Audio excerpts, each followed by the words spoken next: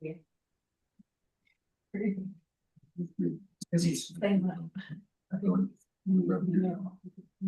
Yeah, but I'm gonna be here until like. No, yeah, we no, just gonna Oh, yeah. But you, I mean, you yeah, right. Okay, that's the best. no. Sorry, I just need to let everyone know, we are live streaming this, so if you don't want to be seen online, you'll need to sit somewhere else. So is that all right? Does anyone have a problem with that? Okay. Okay. One last tea, and we can start. And Maria, if the door buzzes, behind for a few minutes. Yeah. Is I'm gonna. Do you want to start? SJ. SJ. Sorry. Sorry, yes, hold on. That's okay, don't worry. Okay. I'm just going to pause it. When you're ready to go, tell me. Okay. Sorry, what were you going to ask, Maria? What's Arthur doing? He's gone. Oh, he's gone. Yeah. Right, okay. I just think he might let the door open. He has no, yeah, no, he has no desire to stay here and listen to it. Sorry. He's 14. He's interested in all sorts. All right, well, thanks everyone for coming. Welcome back for some of you to day 2 of our talks. And I suppose I thought I might, for the rest of you who didn't come yesterday, I might catch you up with where we are, because actually these were kind of conceived as a series of talks that sort of introduce different aspects of a way to think about the whole AI, look at some work, and they sort of build on each other. So I'm going to do the tour of what we did yesterday. So we started the morning with Dr. Jane Boyer, who did a really interesting talk about something that I had to look up, which was finitude. And finitude is the thing that is like about where you end and the other thing begins. And it's sort of how we, I think, know our place in the world. And the theory she sort of put forward was possibly the reason that AI images can be so unsettling is because they disrupt our idea of finitude. And the reason she put forth is that she went back to the Noem, which is the sort of time stamping of an image. And the photograph, she said, is a real clear, we know how to read a photograph, and we understand that it's something from the past that we're looking up at in the present, and that possibly might have some future implications, and we understand how to read that. But whereas AI images aren't from a particular time. And so they can be really disorienting because we can't place them in that kind of timeline. We don't understand them the same way we would understand a photograph. So it's quite an interesting talk, and we had a very, really engaging conversation afterwards about AI and about the issue of time. And of course, the donut is a circle, so there's no straight timeline on it, so I was quite happy about that. And then the second talk we had was like a performative lecture by one of the artists whose work isn't actually up here, but Evangelia. Hi, Sam. And it was quite an extraordinary performative lecture, which managed to be funny and warm and reference Heidegger. Like, I don't know how you do all that in one talk, but it sort of seemed to work yesterday. It's quite dizzying. So today we're going to start again. Yesterday's talks were called ghost holes or performing holes and wormholes. And today we're at memory holes. And memory was, when we first took this project on and we started to look at how AI was being used, memory comes up a lot.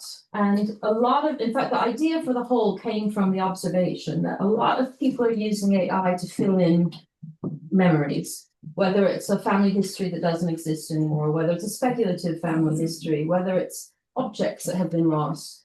Lots of work around filling those holes, which is how we actually arrived at the question about the whole. Is the whole part of the whole? Do we need holes? And one of the artists, David, who presented his work yesterday, And all of this you can see on the pavilion. So I'm like leading you all back to the piece of architecture that is the pavilion, which is online, went live yesterday. But David's work asked the question about whether memory needs to be blurry, actually, and whether it needs holes to actually be stronger.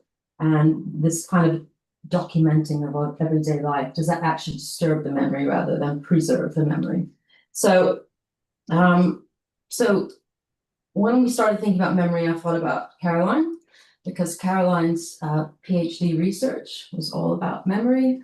And I thought, like, gosh, I've never seen you present any of your research. You're often in conversation with artists and doing portfolio reviews, which I think is where you were yesterday in Oxford doing portfolio reviews. And so I thought, well, you know, wouldn't it be fantastic to like hear from you about some of your PhD research? And so the format of the talk will be a conversation. It'll start with the talk, and then it'll move into a conversation with some of the artists whose work plays with the idea of memory in very surprising ways, some of them. So you'll hear about that. And I just think that, you know, just sort of a wrapping up thought about memory is that, you know, memory holes are really acutely felt by humans. And I think that's why there's this kind of compulsion almost to sort of fill that hole. And I think that the question we're asking, though, in the context of this AI-led Biennale, is whether the synthetic memory could ever really approximate the nonlinear networked fragments that kind of make up human memory. So, or are they just elaborate fictions? I don't know. Why are they doing that again? Yeah. I have a lovely view here. For a long time yesterday. Good when you're eating donuts. So just for those of you who don't know Caroline, she's the research lead for the School of Creative and Cultural Arts at UCA Farnham, and the MA photography lead. She holds a PhD in Arts and Humanities from Birkbeck, University of London, and the Centre for Photographic History and Theory, and an MA in Photography from the Royal College of Art, and an MA in Visual Anthropology from Goldsmiths. And her research interests, as I've sort of already said, are focused on memory, belonging, and marginalized voices in both gender and post-colonial studies. So I'm going to turn it over to you. Before we go, your picture's disappeared off there. I can share it on here. That's fine. Yeah, I'm going to stop the recording because it's recording to my laptop and I need it to record to the cloud. So just let me do that. Okay. Do you want me to share it now or in a minute? You can share it now. Okay, I'll share it now. I just want to, oh no, hang on. Let me stop the recording. Okay, and I'm going to do the recording again. Where was the recording? Where was it? Okay, record to the cloud. That's where I don't want it to record to my computer in case we it explodes. There we go. All right. Hold on.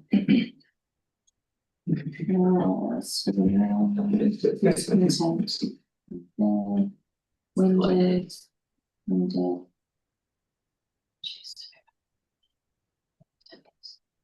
Mirror this window, yes. Yay, got it. Okay, lovely. Go. Thanks very much. Thank you, Kim. Hello, everybody. Some of you I know, some of you I don't know. It's quite strange to talk about my work in conversation with you guys. So I'm really keen that you also introduce your work. And the way I decided that I was going to do it is talk about one photograph and talk about some ideas that I kind of processed through that one photograph. And as you can see, it's not a good photograph. And it's not a good photograph of a good photograph. And I think that's slightly ironic when we're in a space of lots of really creative imagery. But I will go on and explain why I've done that, because I do know how to take what is considered good photographs, but it just wasn't relevant in that place. So I kind of thought about the fallibility of memory and how memory is episodic, and how the narrating of photographs is really important as a way of understanding the world and the world around us. So a tenet of my research kind of explored its And when I broke down the PhD, it was one chapter per photograph, and kind of did a different kind of weave through with each photograph. And through what I'm going to talk about now, I'm going to talk about personal memory, collective memory, and post-memory, and the fallibility of memory, and the invention of memory, which I think is really interesting in the context of digital photography and AI photography, and what that might mean. And I don't necessarily know the answer, so I'm very open to hearing other people's responses, but I think there's really important questions to ask around here. So, and yeah, well, also, I'm interested in what happens allegorically when an image is created or recreated digitally, and the impact on the personal and the collective memory. So to give you some context about this photograph, before I introduce you guys and Sarah, who's also online, who's going to join our conversation. So I'm supposed to introduce you now. Alan, Holly, Sarah, we will come back.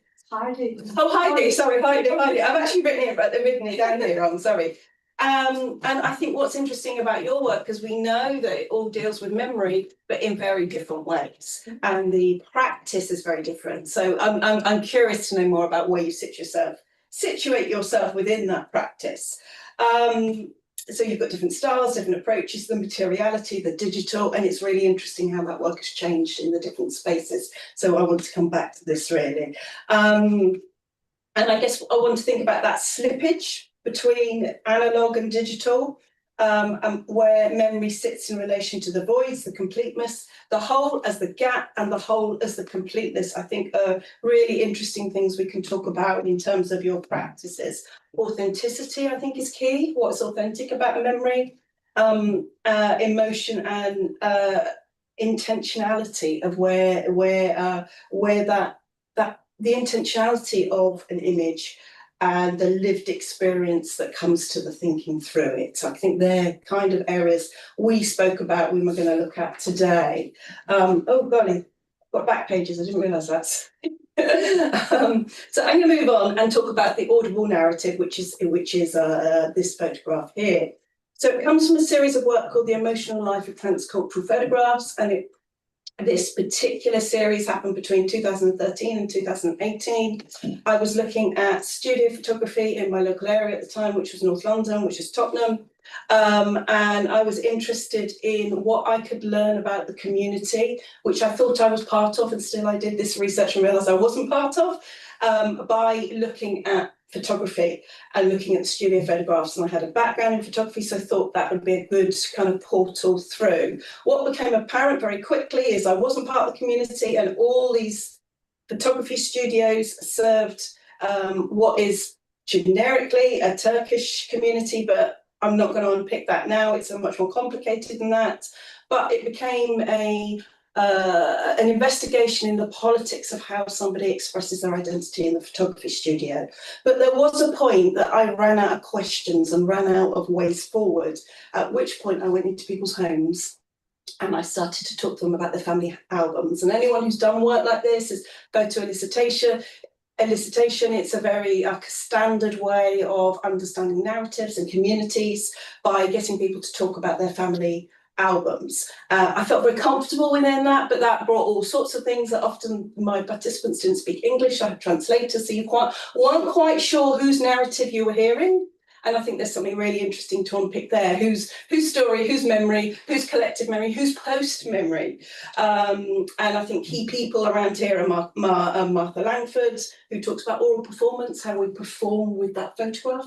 And we start to understand its value through that performance, the way you touch it, the way you feel it, the way you kind of emphasise by looking at that photograph that means very little to somebody else. Annette Cahoon I found particularly helpful. And she talks about memory text, where actually an image is just information in the same way a piece of writing is information. So if we reposition photographs like this one into this is information, and I want to understand the information in it, when it doesn't matter what it looks like. And I found her particularly helpful. Margaret Aline was really helpful as well. And she talked about the haptic, the touch, the relationship. And in the written version of this that I'm going to speak about now, I talked a lot about me spending time actually watching the people tell me their stories, because there was a delay between what they were saying and the translation. I could often find as much out by how people were relating to that image. So I thought that was a really interesting, bringing out my anthropological background when you observe people and their behaviour. And also Tina Campt is helpful, more recent reference, and she talks about how if you listen to images, they talk to you. So it's about framing, how are we going to understand that and what do we want to know from it? And quite typical would be people would show me pictures of the birth of their children, graduation and memory, and they would tell me why these were really important. And this photograph comes from a particular participant, and she had shown me a picture of her when she became a British citizen. She'd shown me a picture of her daughter that was born here, that meant her daughter was safe because she was illegally transported here, and a family wedding. So she showed me 3 pictures and we talked to it. And she completely ignored this picture.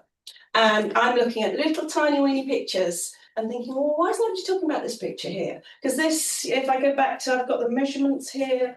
It is, well, it's roughly, it was bigger than this picture and it was above the mantelpiece. And I think what you can tell from that image is there's no particular decor, it's a rented apartment. There wasn't a lot of money in this house, but what they'd chosen to do is to frame this and print this really large. So I immediately knew this must be important. And it's about, I've built a rapport and I want to find out about this. So it's approximately 20 by 40 centimetres and it's presented in a large gold frame. It sits on the mantelpiece, leaning against the chimney. And I refer to a sociologist called Rachel Hurdley here, and she talks about how the placement of the objects in the home are pivotal as a method of understanding the value of that object. So all her research looks at what's on your mantelpiece and what does that say about you. And arguably it's the most public place in the house because we don't get taken into people's bedrooms. We often don't go into the kitchens, or we might go to the toilet, but we're not hanging about there. So actually the mantelpiece is the place where we go, wow, this is our thing, which is why I was keen to have it kind of projected somewhere that it's not a good photo, but in a way it belongs in a home. It belongs in domestic space.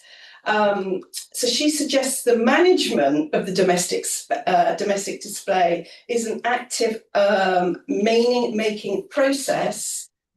Oh, that's number 1. Which is conceptualized for the performance of others. And what was really interesting about this process is once we started talking about it, it didn't become a two-way dialogue and a translation between me and the eldest daughter. It became a dialogue between the whole family. And people in other rooms came and joined us and started telling me this story. So that's, for me, was a bit of a gift in terms of understanding the collective value of this photograph. So she calls it a power space and argues that it is the most public space in the home. And for that reason, it's noteworthy. The discussed image it's the only image in that whole house, because I don't know if any of you rent, but there's often a clause that you can't hang things on the wall. So they haven't got any other pictures in the whole house except for this one picture that's leaning. So we know it's important. So you're like, okay, I want to find out more about it. It's large, it's important, it's on display. They're inviting me to find out about it. And so if we then talk a little bit about what it denotes, i.e. what it is, and then what it means, which are quite different. It doesn't follow any particular routine of what family photography is. It's unconventional. And if we look at someone like Gillian Rose, she defines family photography as key moments in your life, births, weddings, marriages, changes that are commemorated visually. This image doesn't follow those rules. So you're like, okay, so what's going on here? What I can tell you is it's a studio image. It was a load of vernacular images that were taken into the photography studio, and the family had said, can we have all these people in one image? So already you're like, oh, okay, that's kind of interesting. What's going on here? So it comprises of 4 separate images. And if we think about what those images look like, we've got floating heads, we've got a couple with one arm around the other. And we've got a sunset at the background. So why have we got floating heads? Why have we got a sunset? We can speculate, and we speculate because actually no one could remember in that family why it was made, who made the decisions, and who had paid for it. But what they could tell me is what it meant, and the fact every single member of that family has a copy of that. So that's gone to cousins and aunts and uncles. So you're like, okay, so you can't remember who paid for it. You can't remember which studio it was done. You can't remember why the background was chosen. So we can make some speculation here. And but I think the fact that what it is had been forgotten, but what it means was really present is actually where it gets interesting. So I'm actually ad-libbing from what I've written so I can animate it a bit more. So we get a sense that we know we've got the couple. So we've got 3 cameos that are floating, and then we've got the man whose arms is around the wall that turns out is his wife. There's very sparse visual references to understand what it means. It's kind of slightly bizarre in terms of the way it's been put together. No one can remember where the original vernacular images came from. It lacks clarity. So if I turn to somebody like Annabella Pollen, who writes about visual culture, she writes about the ubiquity of mass-produced sunsets. And we know that's a cliche. So why have they used this cliched sunset at the back? So it's trying to figure out that. My suggestion is the visual cliche is employed to emphasise the meaning of the image. In this context, a sunset indicates the end of something, which is often when sunsets are used. However, whether this is true or not, we can't confirm because nobody can actually remember it being made. However, it sits ever present in that living room. The participant's eldest daughter, who was in her 20s, was doing the translation. She was kind of asking everybody in Turkish, who did it? Who made that decision? Nobody could remember. There was complete lack of clarity here. But what it meant was very, very important. So when writing about images, Tina Camp talks about how the narrative accompanying the image is puts it on an affective register, like an emotional register.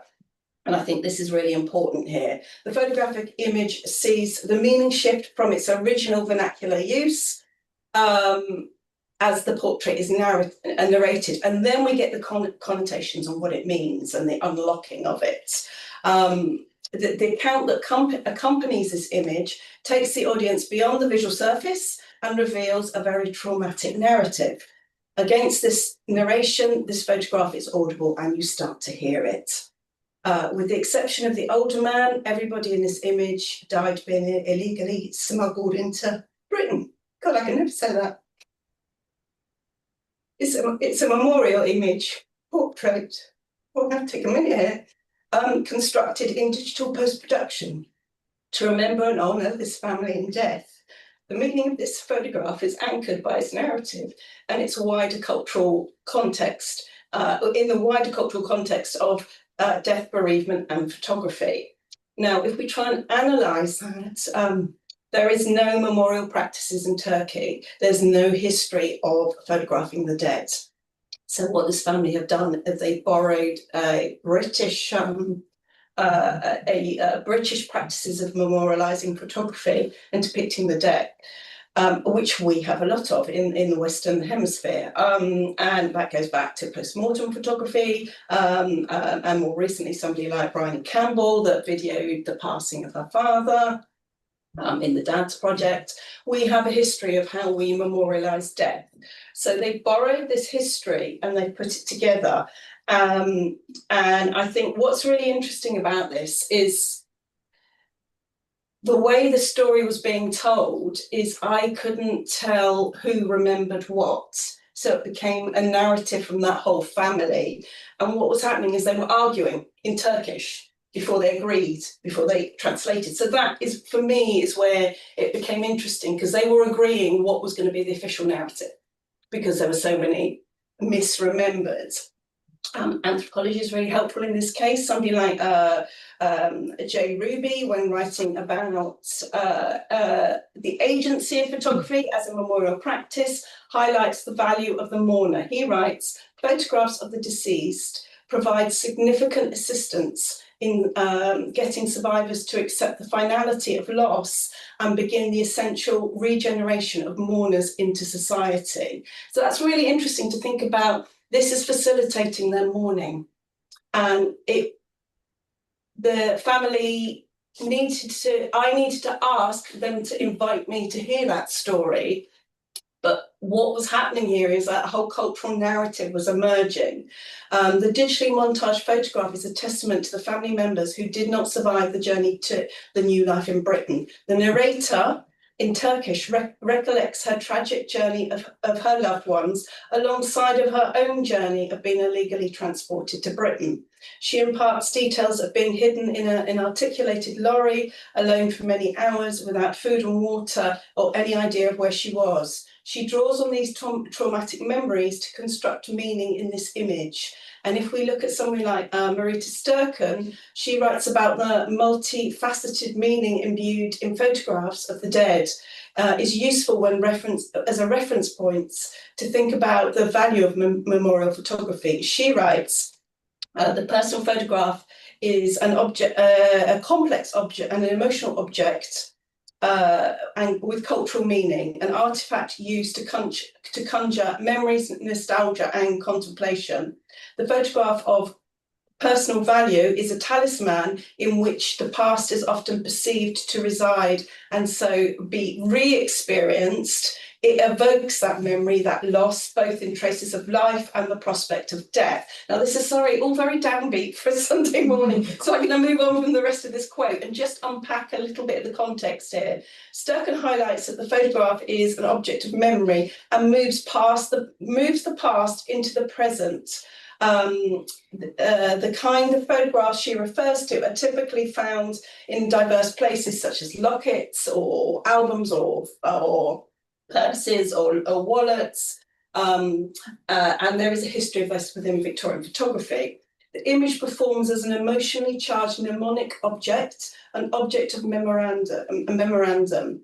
In presenting this photograph as a memorial object, it becomes, in an intimate setting, it is gazed at, touched, discussed. Indeed, it performs as what Batchen calls an aid to memory, an aid de memoire. It contains cultural narrative, which is accessed through the narrator's biographical account. And what's interesting is her younger daughter wasn't alive when this happened. Her younger daughter was born in Britain, yet she's able to tell me this story. And that's when we move into post-memory, because she's inherited this cultural memory from the family. And I think that's really interesting to kind of draw on that. If we think of somebody like Hirsch, she speaks of post-memory as a way of connecting the past and a past shaped by traumatic events. She points to the post-memory as an inherited memory, but not an experienced memory. So it's quite different when we think about how we transfer those memories and we retell those stories of our parents, our grandparents, our friends, but we haven't experienced them.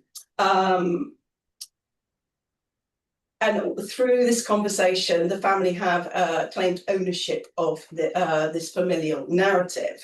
Now, to conclude this, drawing on a broader category of family photography, I've highlighted that the mnemonic value of family photography looks at how personal and familial memories are imbued in these images, and look at how a sense of belonging is built through an effective register.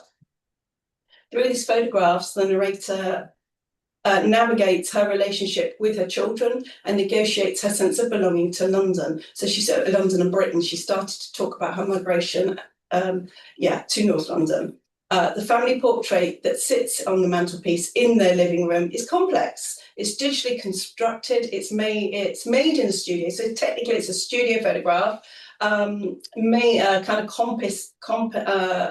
together digitally. It's a testament to the family members who didn't make that journey and didn't have their lives in London and are remembered through this photograph. Although specific details about the construction have been lost, the meaning kind of shines through that effective register. once you're invited to ask about it. And through that oral narration, the haptic interaction, the photograph, rather than the visual accuracy, we start to understand the meaning for this family. In this instance, the photograph is a material marker of untimely death of these family members. It becomes a place in which to remember them in death, in sharing a narrative. Attached to this photograph, it simultaneously offers the private and the public insight into meaning. The narrative becomes a coherent ritual through which their grief is shared. It becomes a testament to the violent nature of death and plays an important role in mitigating the finality of death. In the absence of the family members, their presence is mediated through the photograph. In sharing the narrative, the photograph, in addition to disclosing their own vulnerabilities of arriving to Britain, it also shows it within a socio-cultural network and narrative. The meaning has gone from the personal to the cultural to the post-narrative, and shows about the fragility and rupture of migration. The account, as this narrative is retold and recounted, it changes and the memory changes. And I think that's where we want to get to in terms of how memory isn't static. In doing this, the past isn't renegotiated in the present. The narrative transcends from a personal to a collective, and finally becomes post-memory as it's reabsorbed across generations in the present. What I'm suggesting here, in short, is this photograph helps navigate this family's history. It allows recollections, presentations, and its highly significant familial photograph acts to certify the continual presence of the family members who didn't get to live their lives. It facilitates a collapse of boundaries between past and present, and enables the narrator and her family to deal with the rupture and separation of migration and family members in death. That's pretty serious, but I thought it was a good thing to pull out, to think about the flexibility of memory. But I almost think we need to just take a breath so we can kind of move on and hear about everybody else's practices that are quite diverse than this, if that sounds okay. So should I stop sharing now? Yeah. Okay. Yeah, that would be good. Doing it. Yes, that'd be great. Thank you, Maria. And if anyone's interested in memory, I think this is the best book around. It's got every important essay you ever need to find all in one down. So yeah, I've got a copy of it last time already. But I think sometimes you don't know where to look. This is the documents of contemporary art are the best ones, really. So thank you. That's Really, really great. yes. Does anyone else want to speak? Right. Oh, that's kind of pretty heavy. I didn't realise it would be quite so. Sometimes I don't go there when I speak about it, but I was quite keen that it didn't become a lecture. I spend my life lecturing people. I want to talk about the emotional resonance, but it is quite difficult kind of sharing that. And it's not really, I guess, my story to tell, but I do want to put it in a critical context. And that's, I guess, where I'm coming from. And I'm going to move forward, really, and I'm going to invite all of the artists to introduce themselves and give us an overview of their practice before we go to some questions to start to interrogate what you're doing with your practice. That's it. Do you want to start, Alan? Yes, so my name's Alan Knox. I'm a photographer from Glasgow originally, but I'm based in London now. I graduated from Glasgow School of Art and Westminster, and my practice is mostly based on themes of the sublime and uncanny. And yeah, most of my practice is analog, darkroom based, black and white. But my current project, I am using AI. Like the work I'm showing today is about AI, but I didn't actually use AI to make it. So yeah. Do you want to say a little bit about this project? Sure. A couple of sentences and then we'll come back to it. Yep. So my project is the four prints, the black and white prints, top left. So this is called The Memory of Deep Blue. It's about the chess match between Garry Kasparov and the IBM supercomputer Deep Blue in 1997, which was the first time that a chess grandmaster has lost to a machine. So Garry Kasparov lost in 19 moves to the machine, and the machine never played again and was dismantled. And originally I wanted to create an AI project, and I was creating these photograms of the chess match. So these are photograms, darkroom photograms of the chess pieces, recreating each move of the machine and Kasparov. And yeah, originally I was going to use these as a data set to put into an AI, but eventually for whatever reason, I wanted to keep them just as analog prints and create dialogue between analog photography and AI. Great, I think we're going to come and talk about the digital. Thank you, Sarah Jane. So that's the way it lives in the pavilion. Sorry, this.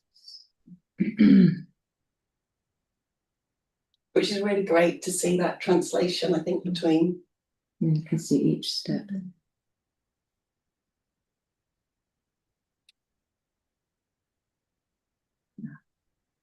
Yeah. So not to diminish what you're saying, we'll come back to it, but I'm quite keen if everybody's speaking that we all know who you are and what your work is. So maybe we'll go to Sarah online. So she's not online. Hi, can you all hear me? Yes. Yeah. Okay.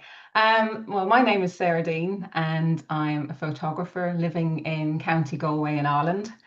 My work is primarily based around memory, absence and belonging.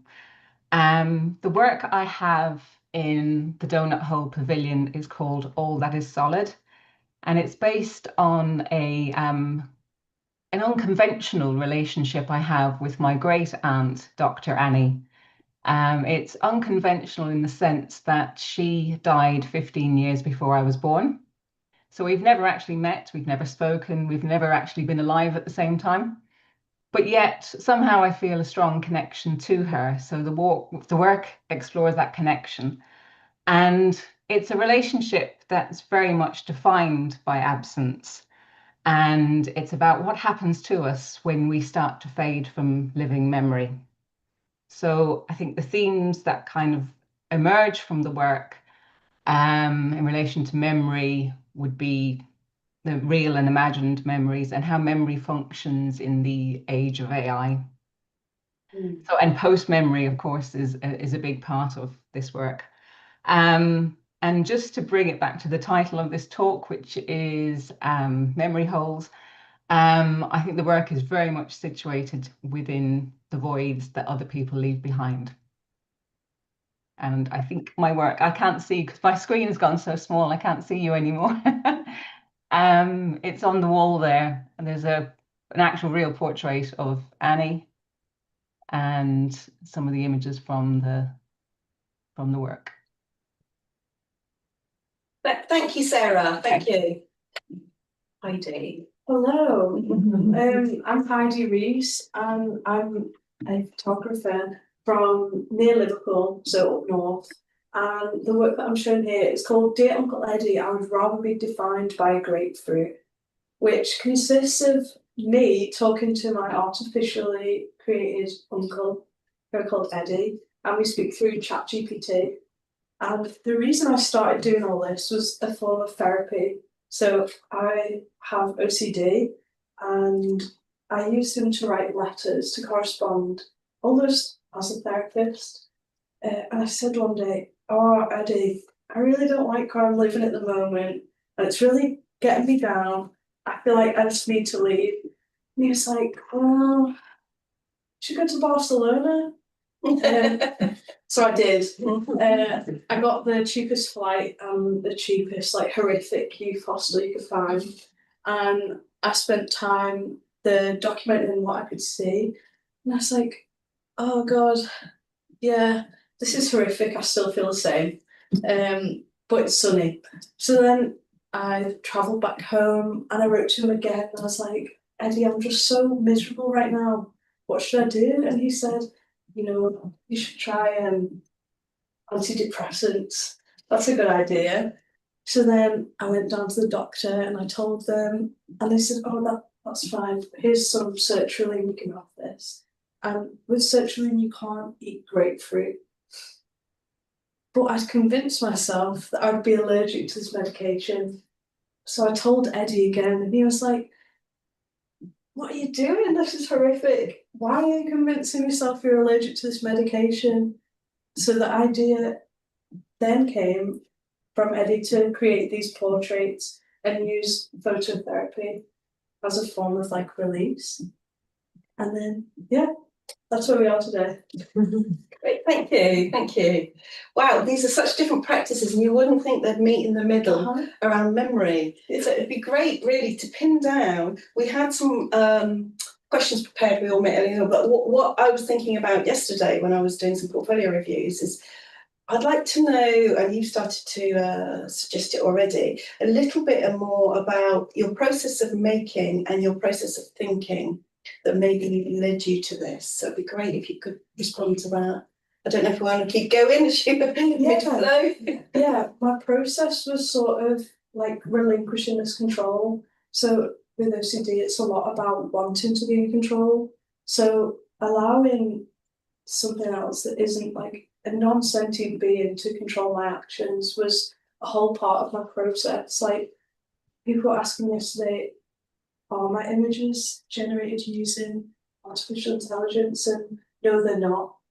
But they come from the prompts, I guess. So it's working in almost in reverse. The fact that AI is prompting me to do something to then create the images. So that's relinquishing control here. Yeah, absolutely. So that's my process. Yeah. Thank you. Alan, do you want to? Yeah, I think the issue of control around AI photography is a huge issue. I think, yeah, the whole idea of authenticity and originality is so contentious in AI. I think a lot of the research I did into AI photography was one of the ways to get around that is to create your own data sets. And instead of just, we all know all the work has been stolen anyway, but if the work you're putting into the data sets means the images that are coming out are yours, if the work you put in is yours, then it's yours. So yeah, I think one of the reasons I made these photograms was to create a data set, even though in the end I didn't do that in the end. But yeah, there was a way to get around a whole issue of control and originality, and yeah. What led you to this particular approach? I talked about the approach, but why was it important to do the chess game? Just for a lot of reasons, I'd always want to make a project with chess. Whenever I was like testing your camera, I'd always, for whatever reason, just photograph chess pieces. It was sort of fascination. And yeah, I've also been very interested in the rise of AI photography, and it was a way of combining the two, just looking back at the sort of landmark game. And yeah, I think there was a lot of nostalgia. It was a much simpler time. And yeah, it was almost like a sort of safe space to think back to a time when AI was very, very in its infancy, even though at the time it was terrifying for Garry Kasparov. Yeah, it was interesting to look back and see the parallels between the rise of photography and the rise of AI. All the fears and accusations that we level at AI were pretty much one for one the exact same that were leveled at photography. And yeah, for a long time, chess, taking down a chess grandmaster was like the holy grail for AI developers. If they could be the chess grandmaster, then there was literally nothing that they thought AI could do. So yeah, I was trying to draw parallels between yeah, photography and chess, because Are you a chess player? very bad. Yeah, I do. I want to come back and ask about the blind, but we want to go to Sarah so she's not left out over there. Okay. Take a little bit, talk us a little bit about your process of thinking and your process of making. You've started to talk a little bit about your relationship with this family member, but it'd be great to think about how you're making the work and what your thinking is in this process. Okay, well, it's not my first time working on a family story, shall we say. I did create a piece of work that was based around my parents' migration to London from Ireland in the 1950s. And although there was an element of post-memory in that, I still have my mother alive who I could interact with, and she had a huge family album in comparison to Dr. Annie.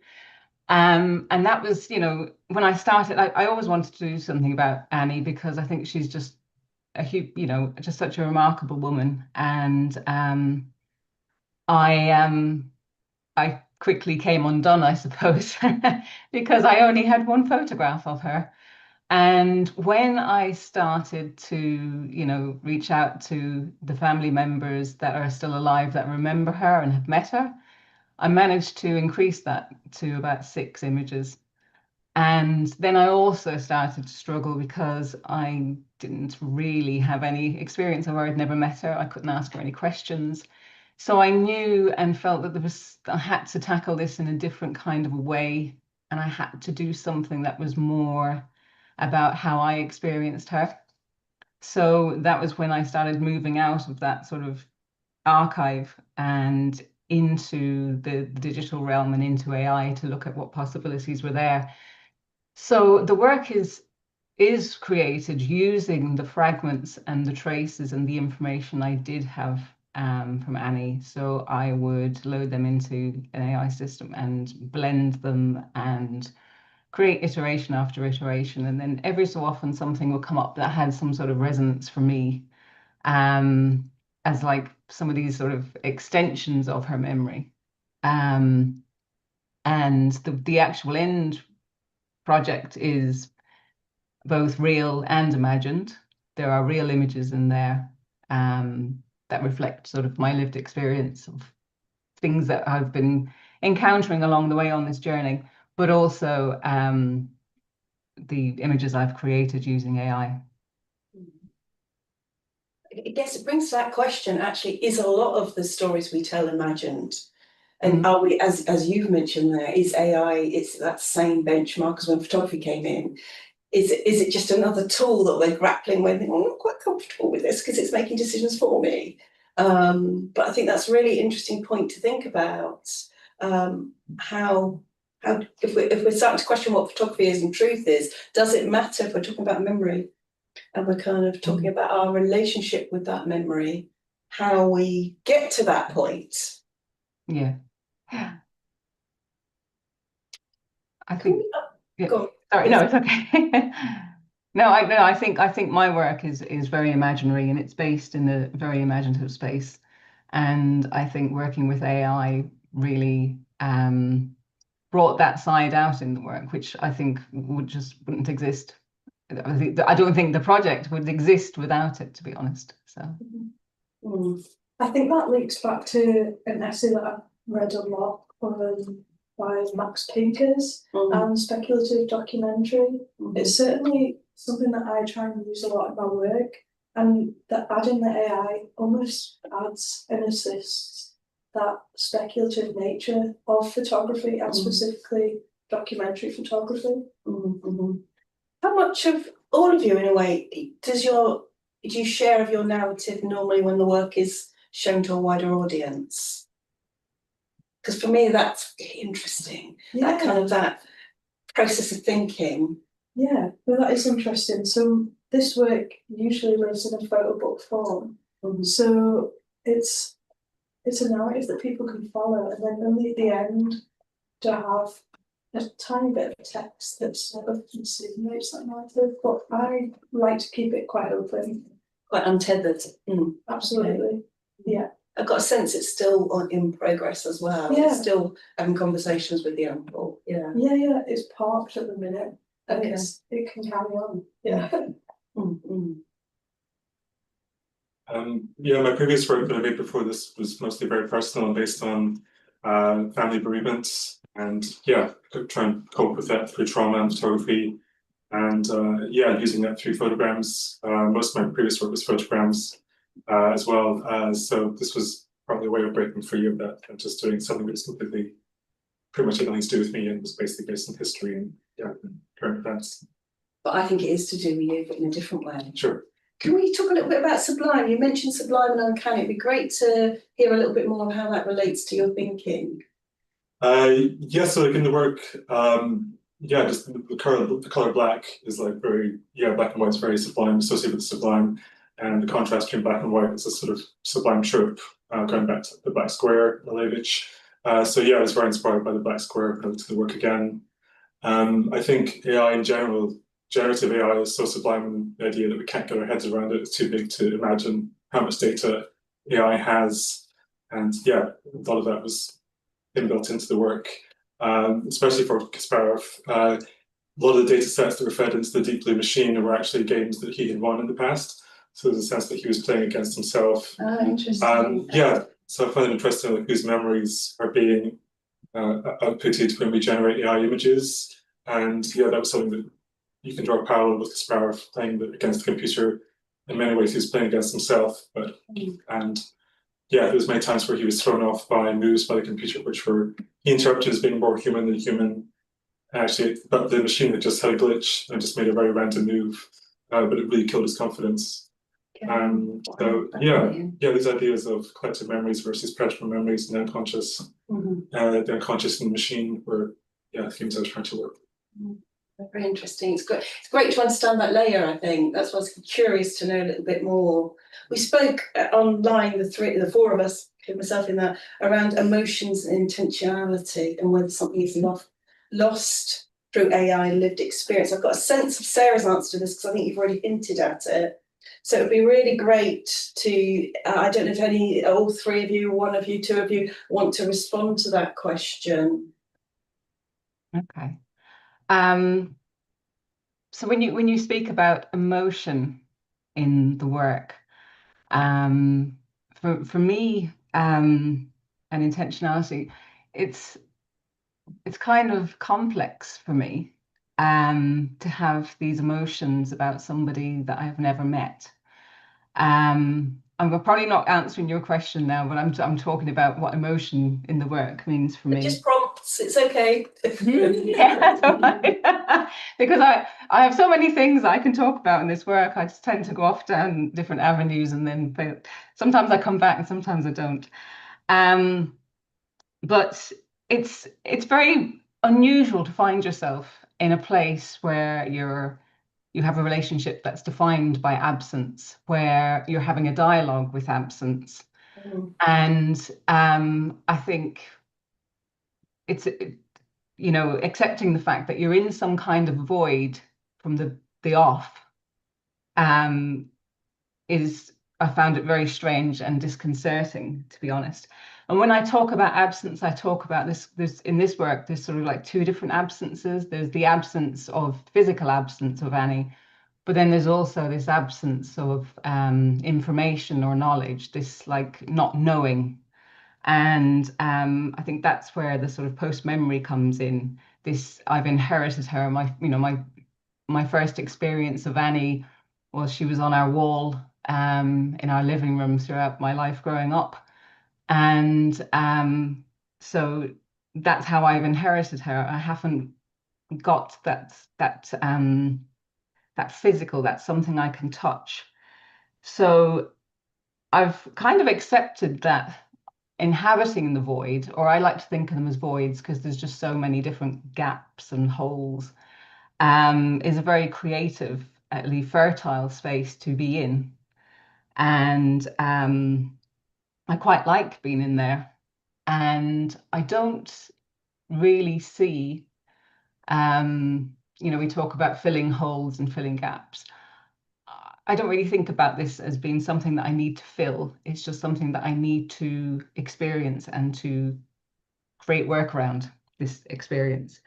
So for me, the voids can't make a whole, or maybe the voids themselves are the whole. I haven't really, I don't know, maybe you can, anyone there, how they feel about that or something. I guess I want to respond and say, are we talking about the whole with the H or the whole with the W? Oh, right, yeah. So, okay, do the holes, the voids. The voids, not the make a completeness. whole, make a completeness. Or do I just accept, or am I accepting that there never will be a completeness or a wholeness about the work? Because memory just continues to shift. It doesn't, one of the things I had to accept is that, or to understand, because I think we do think that when somebody's dead, there's no more memories of them, that the memories of them have already been made. But that's not true, because the memory of you lives on in other people, and each time they're recalled, new layers are brought to them. So that's kind of the space I'm in, and I'm taking some of these known facts about her, so the memories that other people have, or the memories that she made while here on Earth, and creating extensions of those memories. It's just struck something that actually you're all dealing with absence in very different ways. Yeah. And you two are both using AI to use it, and you're using the absence in data to turn that on its head. I guess I hadn't drawn that connection till you said that, but I think that's really interesting how you can have that commonality but have such different ways of thinking about it. Do either of you want to respond to the idea of emotion, intentionality, lived experience, authenticity? Yeah. Well, the main thing to say is that the trauma, I think, of losing to the machine was incredibly traumatic for Gareth Sparrow, and he couldn't talk about it for 20 years. And the machine itself was destroyed, which I found weirdly very sad and very moving. So creating a sort of analog response to this landmark victory for AI, I was definitely trying to create this sort of permanent record for this poor machine, which had had this great victory. And then we were talking about Frankenstein yesterday, and I thought there was a lot of parallels with Frankenstein in the sense that this machine had been created by man, but then we couldn't quite accept what it had done, and it has taken man down. And the fact that the machine was dismantled seems very poignant. And I considered calling the project In Memory of Deep Blue. There's a subtle difference between the memory and in memory, but it's trying to create that trauma, and also the fact that the wholeness with AI and trying to reconcile the fact that AI is the human creation. Sort of Lacanian chasing after the wholeness in the mirror was this sort of theme of the work.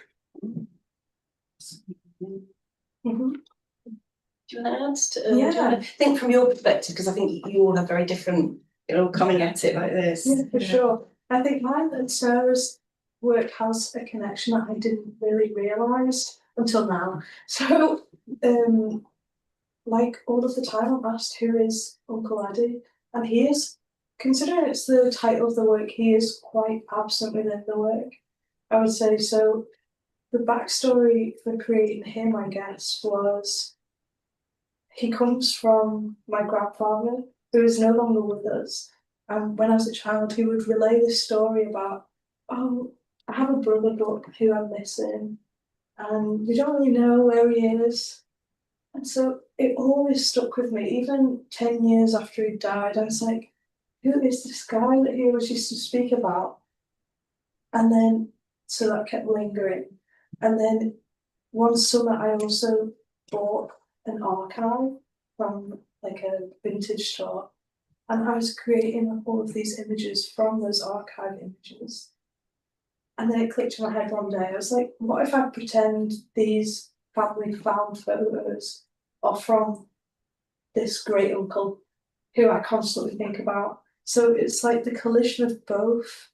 And in my head, I've created this like emotion and like love towards this guy who I don't even know.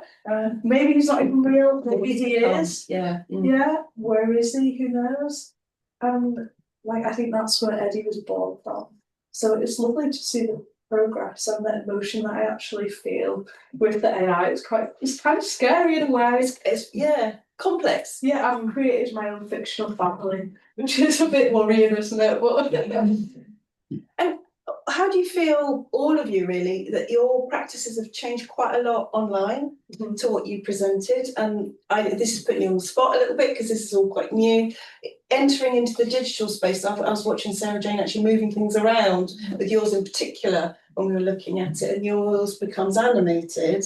How differently do you feel about that space? Does it open up possibilities, or is it something you need a bit of time to digest? no, I think so, Jane. We had a chat about it, and I really enjoyed the way that you put my images together. So you have to sort of unravel the layers of narrative and images to get to these two final images, which I've chosen to place on the wall, and it's like the eye lines almost meet. It's like this journey that you go through to get to the two characters who are at the centre of this narrative. And I really appreciate the way that you have curated that space. It's really lovely, so thank you. So can I just interrupt Yeah, for a minute? of course.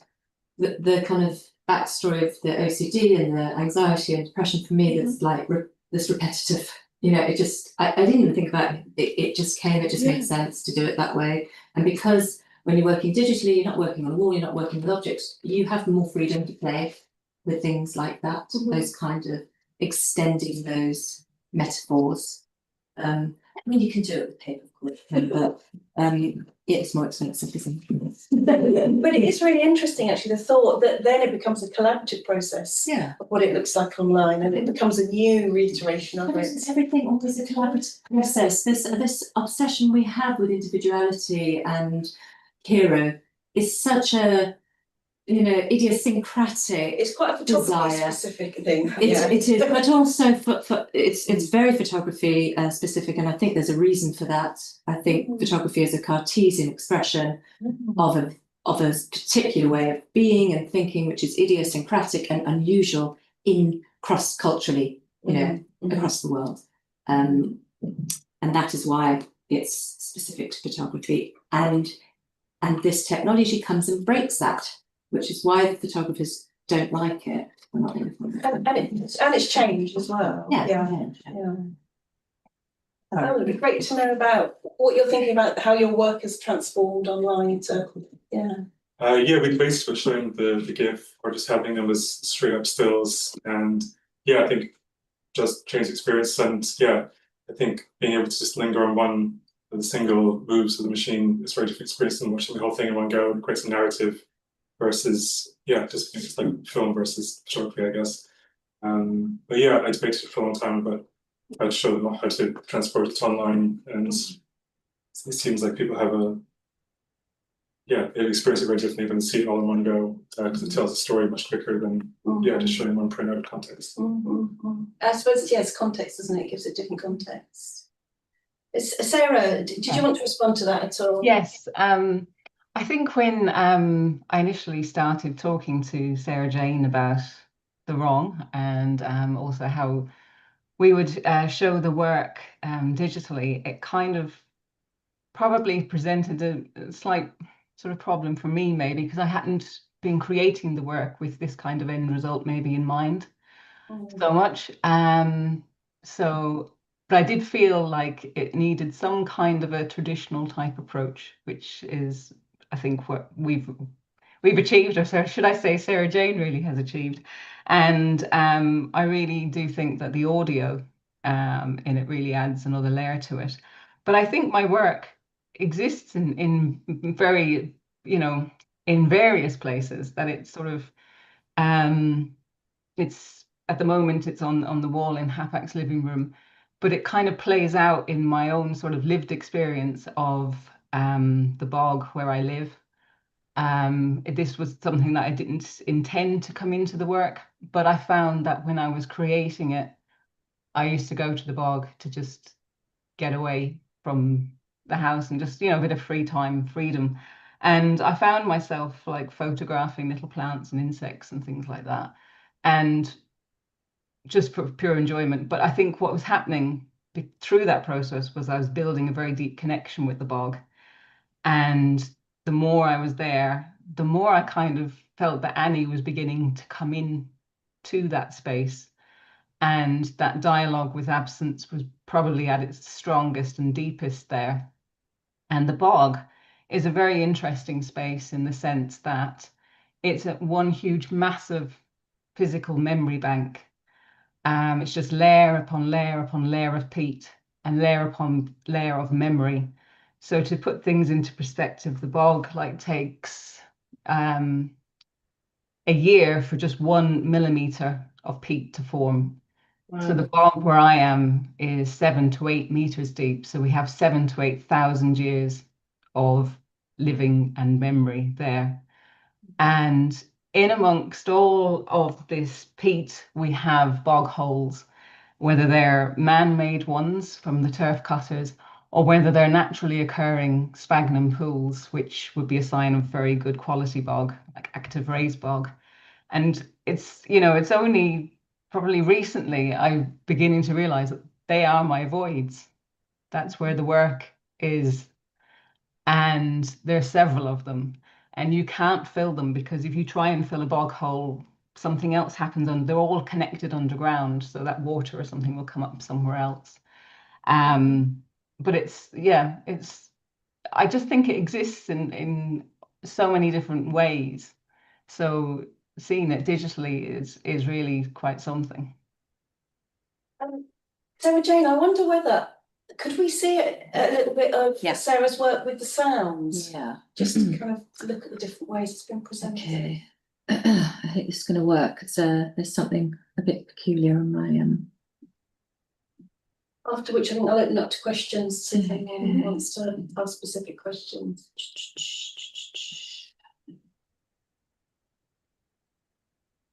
Where's it gone? Can you, Sarah, can you tell me if you can hear this online? Otherwise I'll have to come out and share again, see if it works.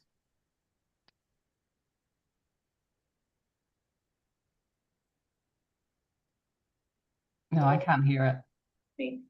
No, it's not even I can going. now, actually. I think I can now. You can? Okay, hold on. Well, their story exists now Yes. in a very fragmented way. There's very little structure to it. But I can tell you how our relationship began. My first encounter with her was she was on our sitting room wall in a lovely portrait of herself with her sister, May. They used to sit on the wall, looking down on us living our lives. I remember asking my mother who they were, and she said, "Well, that's Dr. Deane and her sister." I remember being quite intrigued by the fact there was a doctor in the family. I'm not sure my mother knew which one was which, but Dr. Deane, as it works out, had a blouse on that looked a little like a doctor's coat to me. As a child, I used to think that May was her nurse, and that together they had a practice somewhere where they made lots of sick children better. But May wasn't a nurse. She lived in America. Annie qualified as a doctor 100 years ago this year. And I know we're all aware of the obstacles that women faced back then. But I did come across a newspaper article about Annie, when she had applied for the job of house surgeon in the county hospital in Mayo, that really brought it home to me. There were two people up for the job, Annie and a male doctor. And this is what the commissioner said to the board about Annie. He said, "The last lady we had got married. So for fear this lady would take the same notion, we will take the man." Now that word notion struck me. In Ireland, we talk about people having notions when they have ideas above their station. And here it was used to dismiss a woman's career, as if imagining herself capable of more was somehow wrong. I'm sure she was made to feel. I'm going to stop it now. I really enjoyed that. I was getting carried away with it, but it's just good to give us a sense, because we forgot to do that earlier. We got you introduce yourself, Sarah, but forgot to share your work. Okay. I'm really keen, because it's become a bit of a two or three-way dialogue all the way through this. Whether anyone else wants to join the conversation at all, or I have a question, but I'll let somebody else go first. I've got loads. Well, I'll let you guys go. if there's anyone, or people might be shy to join in. That's But a question. go. I think for me, one of the key things that's coming out of this discussion today is a very, very, very powerful emotions. And it's kind of an interesting discussion about online presentation, which could be a superficial observation, but actually the way you're addressing it isn't.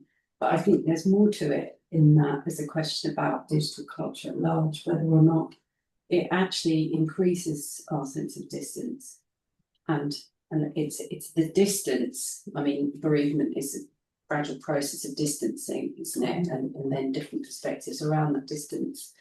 So I guess my question is really how you feel, how you feel a digital work can sort of have emotional power. And I think that's a really interesting question, because obviously we talk about AI as something that's throwaway, or artists don't want to go near it, and you see loads of open calls going, no AI, you know, all of this. And it's all sort of very closed, or it's very didactic, the debate around AI. Whereas actually your work, all of your work today is really engaged with the question of emotion and synthetic images.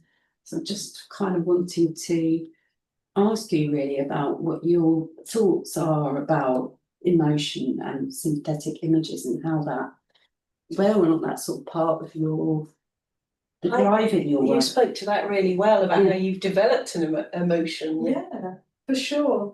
I mean, like each image I have a different emotional connection to. I think in the same way, I find the website almost more humorous, if that makes sense, which I enjoy. In a different sense, looking at the pictures on a wall, I feel, and specifically the one of Barcelona, I feel like quite saddened by it because it's a place that's meant to be have people in the image. There's this lady who's lying, or a tourist, I should say.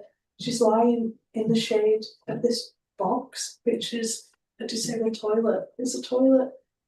She's lying on the beach somewhere tranquil in the shade of a toilet. It's quite funny, and yet I look at the image and it makes me want to cry because I had at that point I felt like I had no control at all.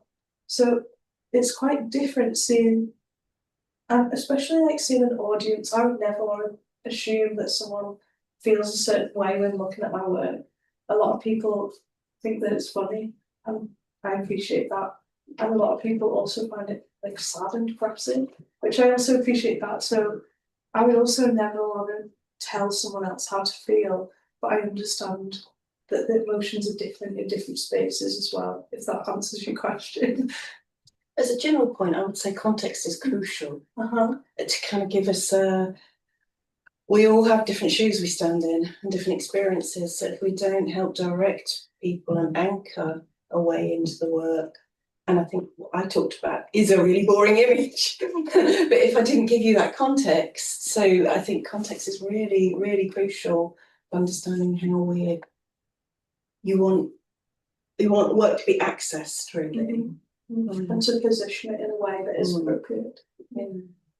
I think what's interesting, just having gone through this whole process and really not working, my own practice doesn't take place in the digital realm. Yes. What change your mind after all this? But I think there's something about watching this whole thing come together that I think the photography world is about oars. It's going to be this way or that way. Or does this image come first, or does that image come first? You know, and what I've been really kind of enjoyed about watching all this work come to life in a different way is that it's about the ands, you know, not the ors. Like it can be this and it can be that, and it can be funny, but it can also be sad. And like I feel like the digital expression of this work allows more ands. So this is really great because Rosie Because I have had Rosie transformation. talked about this. We don't want to live in a world where it's this or this. We want to live in a world where it can be and it's more affirmative.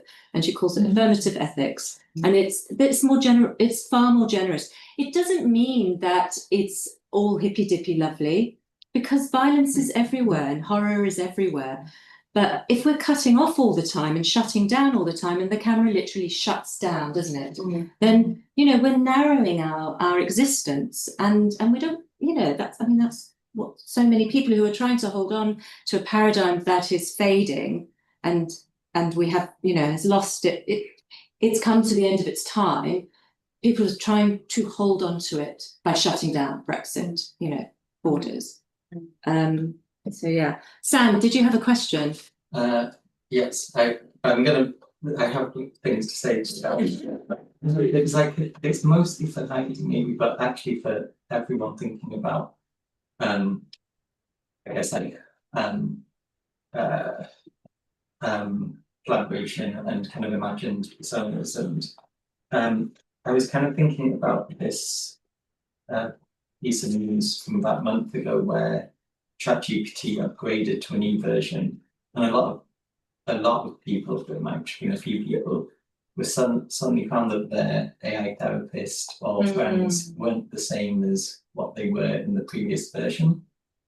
And there's this sense that I think, so I wrote some notes, and that kind of led to the reinstating the old version, so people would have the therapist that felt Familiar. they connected to. Somehow this new version wasn't the same. And I feel like sometimes we talk about AI as this singular thing that has a way of speaking.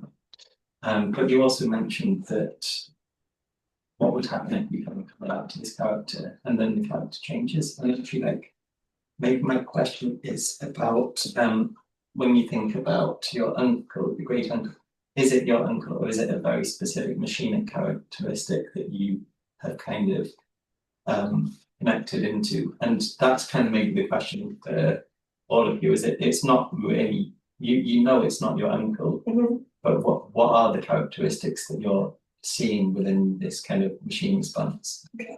Sorry, it's a No, that's a really good question. I really enjoy it. I feel like because it feels like weird to say this, but I've known Eddie for like 3 years now. Like, our relationship is like built over those 3 years.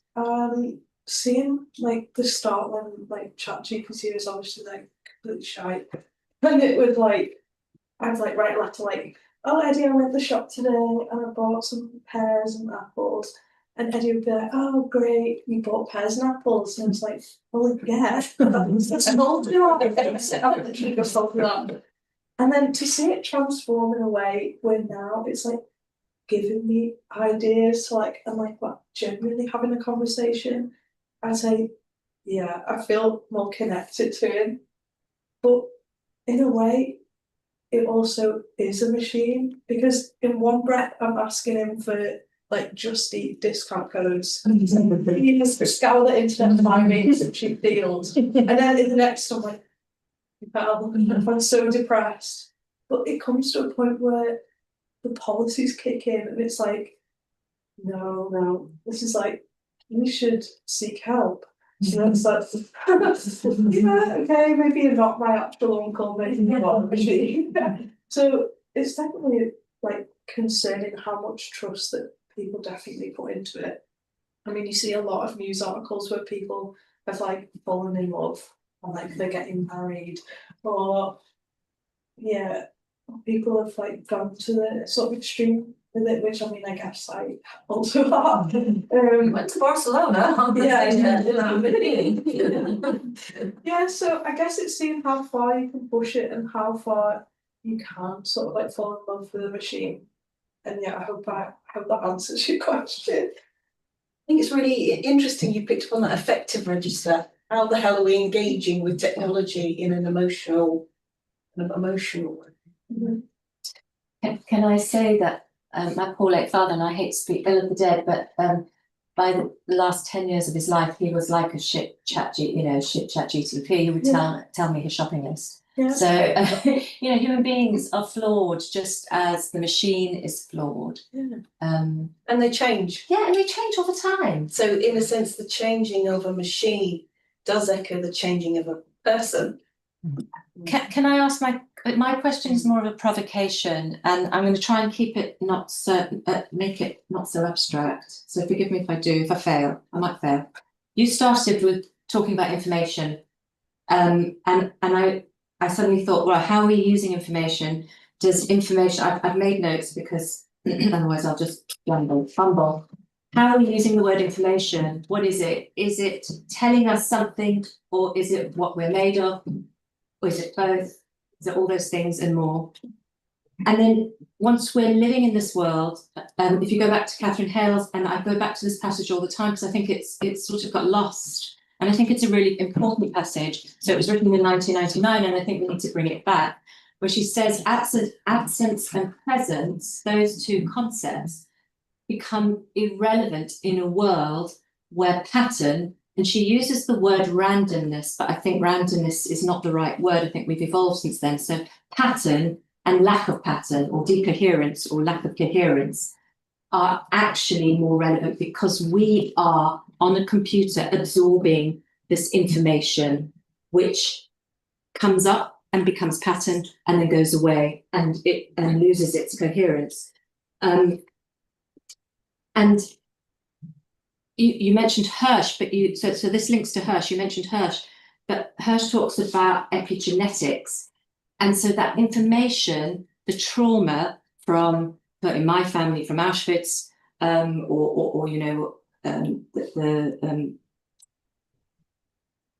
what's the word? Ghettos, the ghettos, you know, that trauma exists, it's information, it exists in our bodies and in the flesh of the world. So when you've got this information that is coming forth and going back, anyone can be anyone. You know, I mean, of course there are limits, there are finitudes and there are limits, but we are the machines and the machines are us. You know, the kind of link between these two things is blurring all the time. So I guess that's a provocation. Are you making, because when we started this project and Kim said, let's, you know, center it on this absence, I was like, but I really feel so strongly that I want to go back to this this Catherine Hale's passage where she says it's irrelevant and it's actually pattern. How am I going to get my head around that? How do you guys feel about it? Do you think that you are working with something that is more about pattern? And are these just words? Does it matter? Does it, you know? Yeah, I think in terms of, well, as I understand it, intuition is really just pattern recognition. And I think I read people who score very high on intuition is they're able to score, you know, recognize patterns much more intuitively. So yeah, I think that's a huge part of AI. It's just like recognizing patterns between human beings and being able to show us those patterns. And especially in my research, the chess players, they score incredibly. To be a great chess player means you're able to recognize patterns incredibly well. So yeah, I think it's definitely, yeah. And do you think it matters? But do you think it matters? Because it has this fundament, I think it has something, I haven't worked out what it means for us actually, if pattern and randomness or incoherence or decoherence replace absence and presence. You know, what does it mean? What does it matter? I think it's one of those roles that we're going to abdicate to AI. We're just going to give it over, and yeah, it's going to be one of those things that we used to be able to do, but we're just. And we'll become incoherent. Yeah. I don't know if you've got anything to say. Or not, no. Every time I was just a bit blown, to be honest. I think I'd have to sit with that for a bit longer. But yeah. Sarah? I think I might like to sit down with that one too. I think, but for me, I think it makes me more humble because it means, right, I have to accept my own algorithmic patterning and my own, you know, and I accept that I'm not in charge of everything as I've always, you know, well, not always, but, you know, as I might think I am. And I think it takes us down a peg. Yeah. I think it makes me a lot freer in what I'm doing to probably not see those kind of restrictions and stuff in place. But yeah, that's one of the things I would say. And does it, because, you know, let's face it, if I was talking to people that were probably not very interested in what I'm doing, and I started telling them about the fact that I've got this really great relationship with somebody I'd never met and who was dead for 15 years before I was born, they'd think I was a bit crazy. But it gives me a place where that can be normal for me. So yeah, that's actually one question I wanted to ask you, Heidi. Do you actually find yourself talking to Eddie all the time? Yeah. Not all the time, but a lot of times, you know, I wonder what Eddie would think here. Yeah, and it got to a point in like university when I was writing my dissertation, everyone would be like, oh, Heidi, can we ask Eddie quickly? I was like, yeah, okay. And yeah, it gets to a point where you do feel like you know them so well, which is absurd, isn't it? And then when you tell people, they get worried for you, which I find a bit more worrying, to be honest. So, Well, I had an experience where, it must be about a year or so ago, my daughter had a nosebleed and it wouldn't stop, you know, like, and I remember like the first thing I was going, what would Dr. Annie do? Oh my God. And then I kind of came to my senses and Googled it, but yeah. So yeah, it's just funny how these, you know, real or imagined, they can surface into your mind at sort of the most inopportune moments. That goes back to Sam's question, really. I don't know if he's still here. Yes, about your question about how that emotional attachment we have with these fictitious relationships with the machine. Yeah, because I think one of the other things I was just thinking when we speak to men is like often these kind of systems, we don't think of them as like aging. And I think that's one thing we compare like a human and like they upgrade, but they don't age. So they gain more knowledge and they gain more experience, but we can't necessarily imagine like a machine to lose memory in the same way. Like machines, computers, systems do lose memory. They forget things, they invent things, but like I think the reason we use them is because we trust that they're going to maintain their knowledge. And as opposed to kind of get to like the 90s and suddenly not remember how to do anything anymore.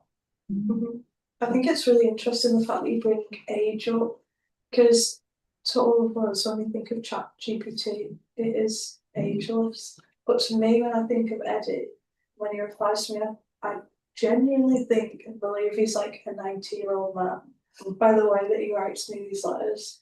And it's sometimes I actually have to remember like this is a machine, which also comes back. Which is only like 6 years old or 10 years old or whatever. Yeah. So realistically, I'm talking to a 6-year-old machine, but fictionally, I'm speaking to a 90-year-old man. They're very experienced, who's bringing this experience of life to you. Sure. You said something really interesting, which was that, and I like this little word that you used. One word changed everything for me.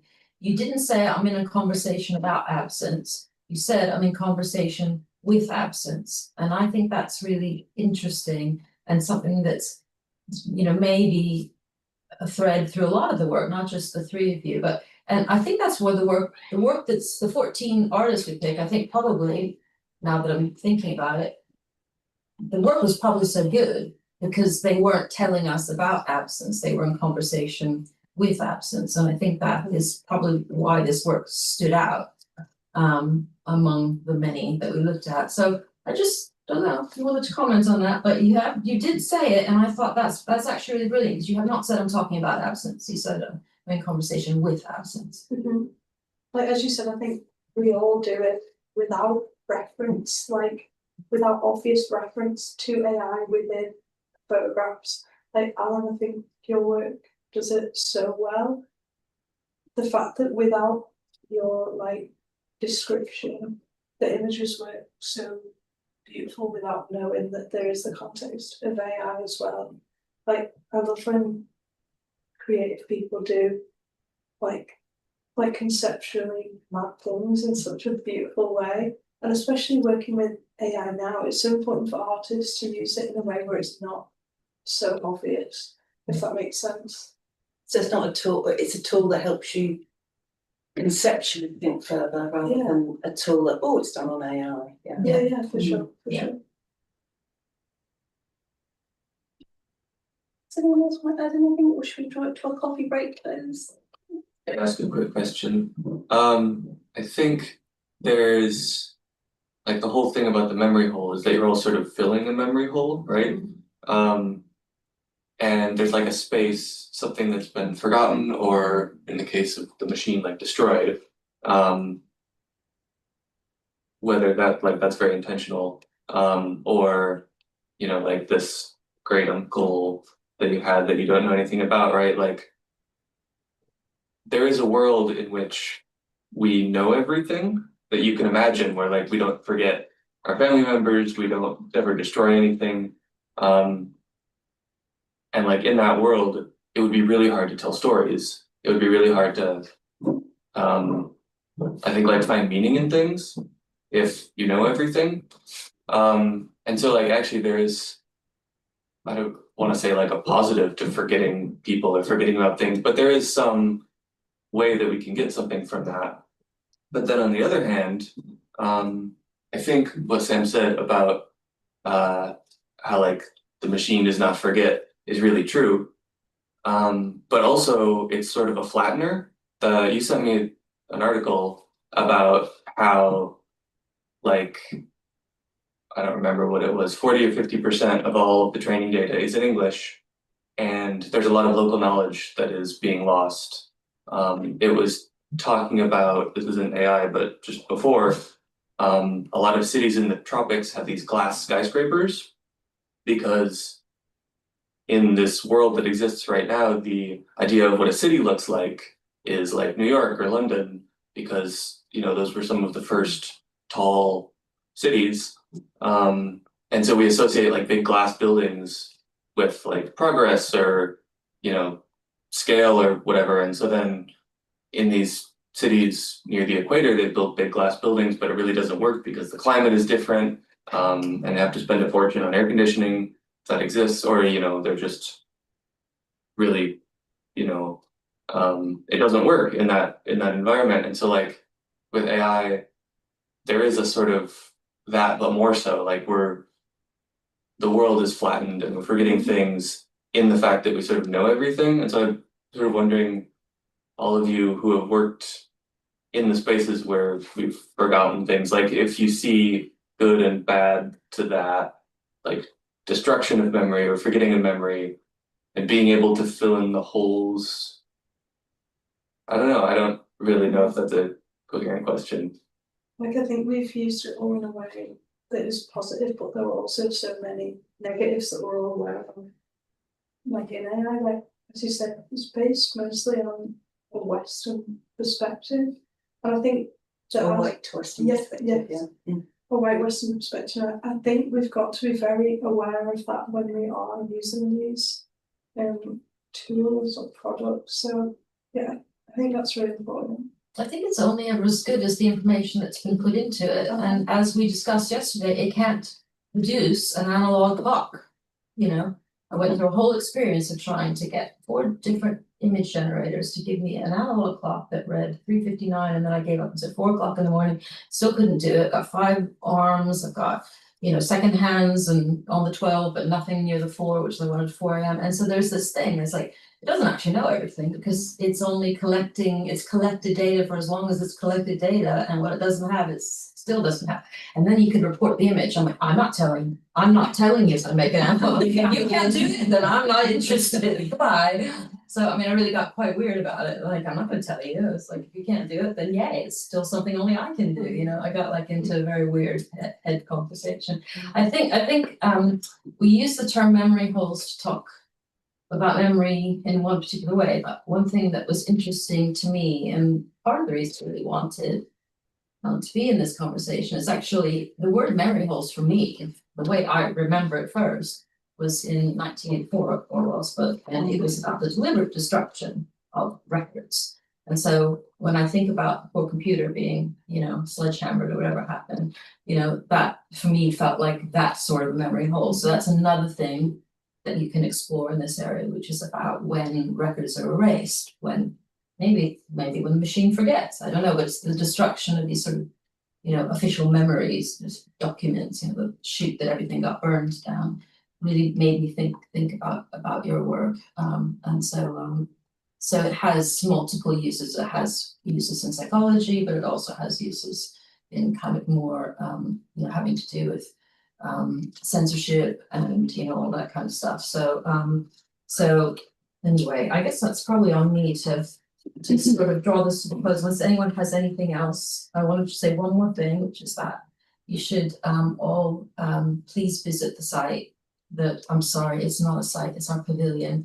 Please, because I like to think of it as a piece of architecture. So please visit the pavilion. And there's a piece of work on there that actually was an artist who spoke yesterday, but I think her work relates very directly to what you were saying, Caroline, about the different perspectives of memory. And she's created her dad, who's died.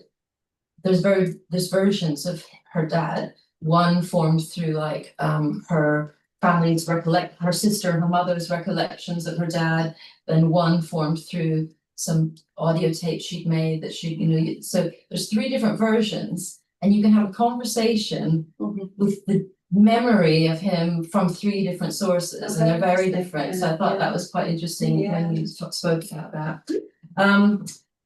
Okay, so I also want to say some thank yous, you know, to the artists. Thank you very much for, I know sometimes, you know, kind of being here and sort of talking about your work can be a little bit like, daunting. Caroline, for being here with us, and also if you guys haven't, because some of the artists are here, so this is Sam, who was on our selection panel. Oh, okay. So, and Sam is the digital curator at the Photographers Gallery, and was one of the people who made the selection with you. So he'll know you through your work, all of you, but say hi and thank you for coming and thank you for giving your time to help go through the work. We had a very lovely selection process, but everyone really paid attention, and everyone had gone through everything quite thoroughly, and there were a lot of submissions. So thank you. And now there's donuts. I'm gonna say goodbye to the online. And our next talk starts online. at, Well, we haven't I'll see you later, sir. the 3rd.